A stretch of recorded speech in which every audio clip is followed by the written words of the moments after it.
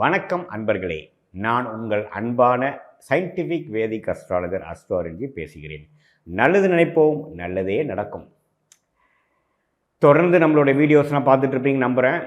Scientific வேதிக் astrology முறையில், அறிவியல் சார்ந்த முறையில் எந்தவித மிகைப்படுத்தாமல், மூட நம்பிக்கைக்குள்ளே போகாமல், ஒளி தத்துவம் எடுத்து அந்த கடவுள் என்கிற பரம்பொருள் அந்த கர்மாவை ஒளி தத்துவ முறையாக நம்மளுடைய மானிடர்களுக்கு, பூமியில் வாழும் ஜீவராசிகளுக்கு எப்படி கொடுக்குறார் என்பதை நம்ம அறிவியல் சார்ந்த ஒரு கருத்துக்களாக, ஜோதிட கருத்துக்களாக நம்ம சேனலில் பார்த்துட்ருக்கோம். முதல்ல நம்ம சேனல் வரவங்க கண்டிப்பாக சப்ஸ்கிரைப் பண்ணுங்கள். தொடர்ந்து நம்மளுடைய வீடியோஸை நீங்கள் பார்த்துட்ருக்கலாம். அந்த வகையில் இந்த முறை நம்ம என்ன வீடியோ பார்க்குறோன்னா, அடுத்த வரக்கூடிய 2022 இன்னும் ஒரு 2 வாரத்தில் பிறக்கப் போகும் ஆங்கில புத்தாண்டு 2024 நியூ இயர் துலாம் ராசிக்காரர்களாகிய உங்களுக்கு எப்படி இருக்க போகுது அப்படிங்கிறத நாம் ப்ரீஃபாக பார்க்க போகிறோம். இப்போ பார்த்திங்கன்னா, இந்த 2024லேயே நல்ல பலன்கள் பெறக்கூடிய ஒரு 3-4 ராசியில் துலாம் ராசியும் ஒரு முதன்மையான ராசியாக வருகிறது. அதுக்கு ஃபண்டமெண்டலான ரீசன் உங்களுக்கே பாதியதுக்கு தெரியும். ராகு கேது என்று சொல்லப்படுகிற இருள் கிரகங்கள் ராசி 7ஆம் இடத்துலேருந்து விலகுது. ஸோ ராசிங்கிற துலாம் ராசிலேருந்து கேது 12ஆம் இடத்துக்கு போகிறார். அதே சமயத்தில் 7ஆம் இடம் என்று சொல்லப்படுகிற மேஷ ராசியிலேருந்து மீன ராசிக்கு 6ஆம் இடத்துக்கு மறைகிறார் ராகு. ஸோ எப்போ ஒரு ராகு கேதுங்கிற சாயா கிரகம் நம்மளுடைய ராசி 7ஆம் இடத்துலேருந்து விலகுதோ, மனம் புத்துணர்ச்சி பெறுகிறது, கிளாரிட்டி வருது, மனசில் ஏதோ ஒரு பிரச்சனைகளும் எதிர்மறையான சிந்தனைகளும் இருந்தது விலகுதுங்கிறது தான் நம்ம புரிஞ்சுக்கணும். அதே சமயத்தில் இன்னொரு நல்ல விஷயம் என்ன நடக்குதுன்னா, ராகுவோட குருவும் சேர்ந்து 7ஆம் இடத்துல குருவோட முழு பார்வை ராசிக்கு பெற முடியாமல் ராகு குருவை பீடித்து கொண்டிருந்தார். அவர் இப்போ விலகி குரு முழுசாக எந்தவித பாதிப்பு இல்லாமல் ராசி துலாம் ராசியில் இருக்கக்கூடிய சந்திரனையே பார்க்குறார். ஸோ அந்த வகையில் பார்த்திங்கன்னா, அக்டோபர் 30, 2023 நடந்த அந்த ராகு கேது பயிற்சி அருமையான ஒரு பயிற்சியாகவும், 7ஆம் இடத்துலேயே குரு இருந்து 7ஆம் இடத்தையும் லக்னத்தையும் லாபஸ்தானம் என்று சொல்லப்படுகிற 11ஆம் பாவத்தையும் 9ஆம் பாவத்தையும் நல்லா உங்களுக்கு 3ஆம் பாவத்தையும் தைரியம், வீரியம், முயற்சி ஸ்தானம் ஆகிய 3ஆம் பாவத்தையும் பார்த்து உத்வேகப்படுத்துகிறார் துலாம் ராசிக்காரர்களை.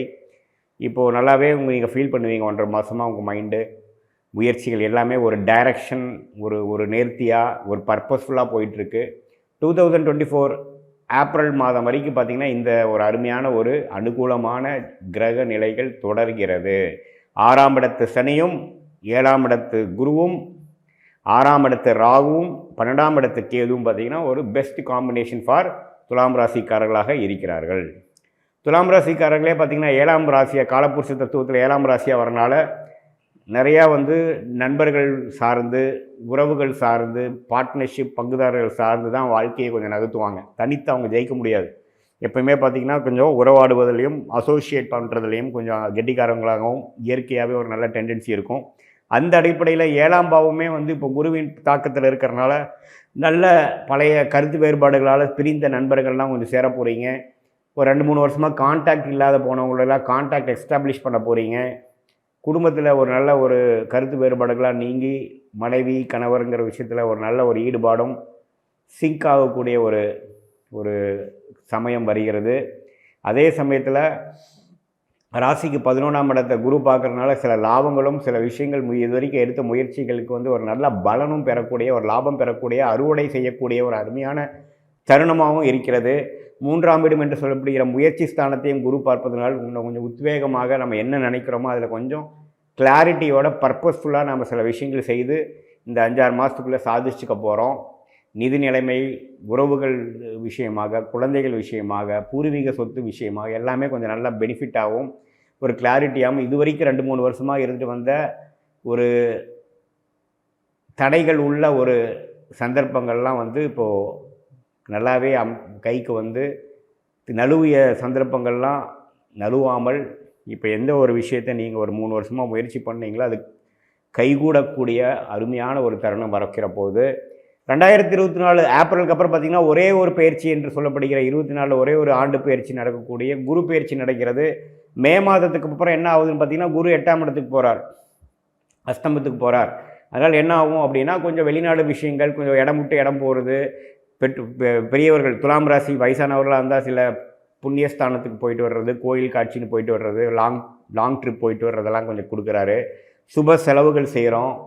கொஞ்சம் நமக்கு நம்ம சார்ந்த சகோதரர்கள், குழந்தைகளுக்கெல்லாம் சில விஷயங்கள் செஞ்சு கொடுக்குறோம்.